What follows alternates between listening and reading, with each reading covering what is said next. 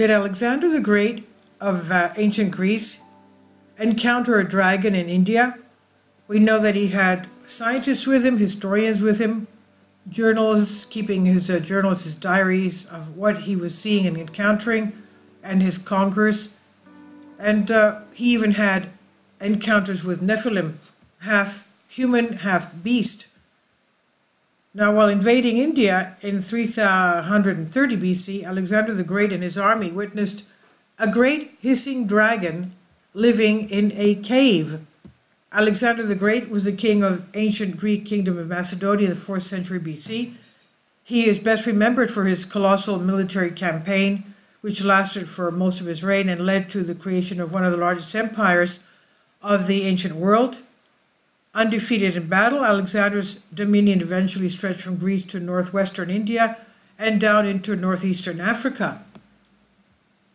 In the course of his military campaign through Asia and Africa, Alexander the Great witnessed and indeed engineered many great and terrible things. The fall of cities and kingdoms, and entire populations were conquered, and reports are to be believed he also encountered a dragon.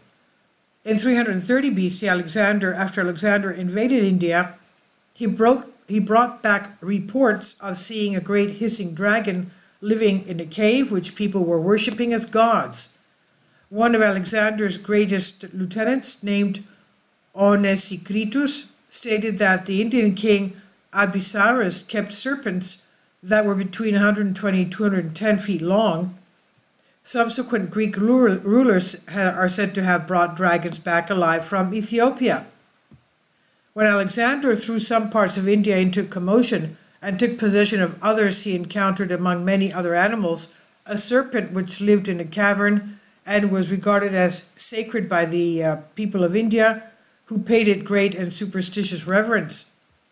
Accordingly, these people of India went to all lengths imploring Alexander to permit nobody to attack the serpent, and he assented to their wish. And now, as the army passed by the cavern and caused a noise, the serpent became immediately aware of them. And it is, the sharpest hearing. It has the sharpest hearing and the keenest sight of all animals, they said. And it said that the beast put his head out of the cavern and hissed and snorted so violently that all were terrified and confounded. And certainly, according to the description by Aelianus, the creature would have been terrifying to behold. The visible part of the serpent alone was reported to measure 70 cubits, a rough equivalent of 32 meters or 105 feet in length.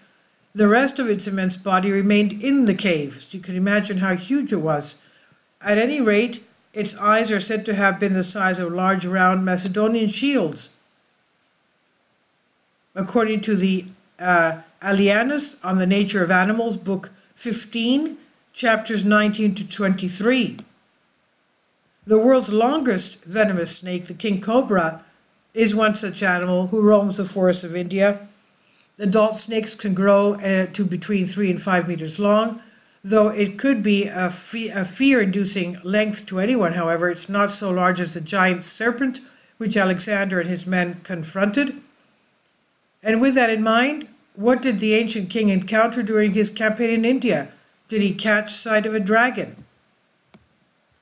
Now we know, if you see the 2 videos before this one, Marco Polo in the 13th century also claimed that families of China were raising dragons. So this is on Mysteries Unsolved. Please leave your comments and thank you for your support. Please support my Patreon account. The daily posts are 5 videos daily, and they are totally different from what I have on my YouTube channel.